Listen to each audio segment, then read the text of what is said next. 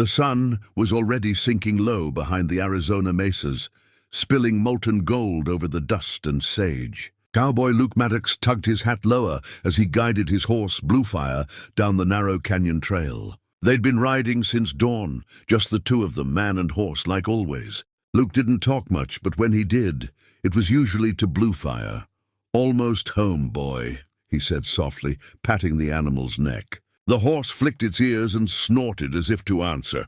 Luke wasn't the kind of man who needed company. After years of herding cattle, surviving bandits and burying too many friends, he found comfort in silence. But Bluefire, that wild stallion with a spirit as fiery as the desert sun, had somehow broken through his loneliness. The horse had been a gift from a dying rancher years ago. "He'll test you," the old man had said. "But if he ever trusts you, he'll die for you." Luke had learned every habit the animal had. The way Bluefire would paw at the dirt before drinking from a stream. The way he'd lower his head to nudge Luke's shoulder when he wanted attention. They were a pair that needed no words. But that day, as they crossed a rocky gulch, something deadly moved beneath the brush. Bluefire let out a sharp, strangled whinny and reared violently. Luke was thrown off balance, but managed to grab the reins before falling. "Whoa, easy boy," he shouted. But Bluefire's eyes were wide with panic. Then Luke saw it, a rattlesnake coiled near the horse's front leg, its rattle buzzing like a dry wind. The strike had already landed. 2 crimson punctures darkened the horse's skin just above the hoof. Luke's blood ran cold. He drew his revolver in a flash and fired. The snake's head disappeared into the dust. But the damage was done. Bluefire stumbled, his legs trembling. "God, no!" Luke dropped to his knees, pressing his hand against the swelling wound. The horse breathed heavily, sweat foaming on his neck. Luke ripped a bandana from his pocket and tied it above the bite, trying to slow the venom. He'd seen snake bites before, but never on his horse, never on him. Bluefire gave a low, pained sound and collapsed onto his side. Luke's heart shattered. He tried everything. Cutting near the wound to suck the poison, rubbing wet clay over the bite, whispering desperate words he didn't even know he believed in. The desert was silent except for the weak gasps of his dying friend. "Don't you do this to me, boy," Luke whispered, voice shaking. "You hold on, you hear? You hold on." The sun sank fully, leaving him in the dark, alone. Hours passed. Luke sat beside Bluefire, his back against the animal's flank, tears streaking his sunburned face. He hadn't cried in years, not when his brother was killed, not when his mother died, but now he wept like a child. He was still sitting there when he heard soft footsteps behind him. He turned sharply, his hand on his gun. A figure stepped into the faint glow of the moonlight, tall, slender, wrapped in doeskin. Her long dark hair shone like obsidian, and her eyes caught the light with a quiet fire. An Apache woman. "Don't shoot," she said calmly in accented English. "I heard the gun." Luke lowered the revolver but stayed wary. "Ain't no place for you to be wandering out here," he muttered. She ignored that and looked past him to the horse. "The snake bit him," she said simply. Luke's jaw clenched. "Yeah, nothing I can do now." The woman stepped closer, kneeling beside the horse. She touched the swelling gently, then looked up. "If you want him to live, I have a cure." Luke blinked. "A cure?" She nodded. "My people know the desert. We know its poisons and how to fight them." He stared at her, hope and disbelief wrestling inside him. "You telling me you can fix this?" "If you do what I say," she replied. Luke hesitated only a moment. "Then tell me." The woman stood and pointed toward the dark ridge. "There is a plant there, looks like the moon's skin, grows near water. You will bring it, hurry, before the poison reaches his heart." Without another word, Luke grabbed his lantern and ran. He didn't care who she was or what tribe she came from. If there was even a chance, he had to try. He scrambled up the rocks, his boots slipping on loose gravel. The wind cut cold through his shirt. When he finally found the plant she'd described, pale and soft like she'd said, he tore up a handful and raced back. The Apache woman had built a small fire. She ground herbs with a stone, mixing them with water from her pouch. "Give me the plant," she said. Luke handed it over, breathless. She crushed it into the mixture until it turned green and thick. Then she pressed it gently onto the wound and wrapped it with a strip of leather. The smell was sharp and earthy. Luke watched every move she made, afraid to blink. Will it work?" She didn't answer right away.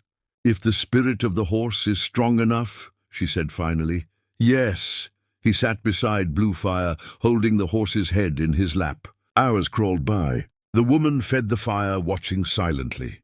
Finally, near dawn, the trembling stopped. The swelling seemed smaller. Bluefire's breathing steadied. Luke looked up at her, eyes wide. He's still with us." She gave a small nod. "He will live." For the first time in a long while, Luke smiled. "I don't know how to thank you, miss. My name is Naya," she said softly, "daughter of the White Hawk clan." "Naya," he repeated as if memorizing it.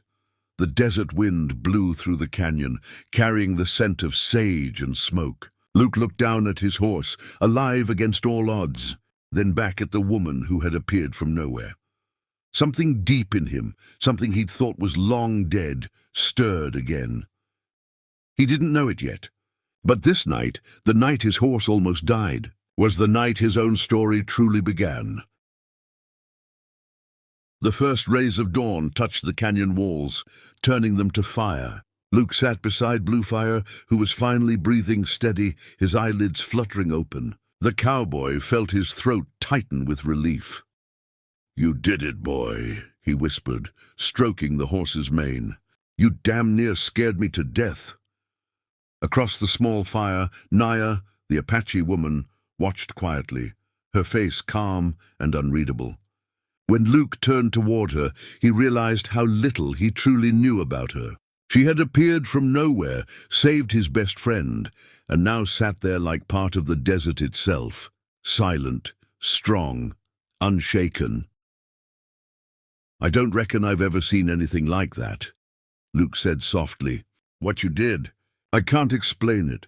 Naya fed another twig to the fire. "The desert gives life and death both," she said. "It depends on who asks." Luke tilted his head. "And you answered for me." "I answered for the horse," she corrected, a faint smile crossing her lips. "He is innocent. The desert listens to innocence." Luke chuckled low, shaking his head. "You got a way of talking that makes a man think twice." For the next 2 days, Luke stayed near the canyon while Bluefire healed. Naya came and went silently, gathering herbs, catching water in her clay pot, or tending the bandage. She said little, but every move she made was careful and deliberate. Luke found himself watching her more than he should have. There was something about her grace, the way she moved like she belonged to the earth. One evening, as the sun bled into the horizon, Luke offered her a piece of jerky from his pack. "Ain't much, but it's food." She accepted it politely, chewing in silence. Then she asked, "Why were you alone on this trail, cowboy?" He stared into the fire for a long time before answering. "Ain't got no one waiting for me. Used to run cattle north, had a partner, brother of sorts, but he got himself shot in a saloon fight over a poker hand. After that, I figured it's just me and Bluefire against the world."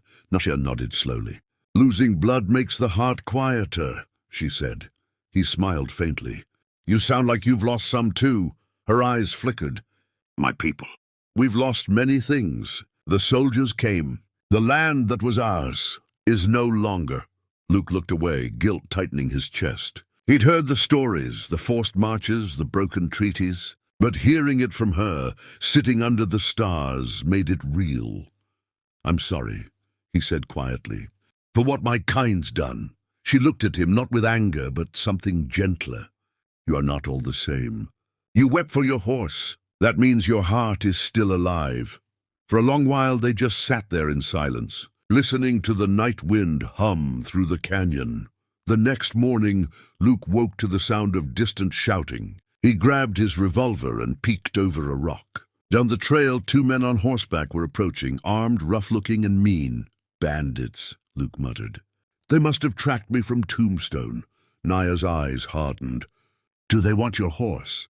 Or the money in my saddlebag?" Luke said grimly. "Either way, they'll kill us both if we stay put." She didn't panic. Then we move through the ravine. Follow me. Before Luke could argue, she darted down a hidden path between the rocks. He followed with Bluefire, limping but strong enough to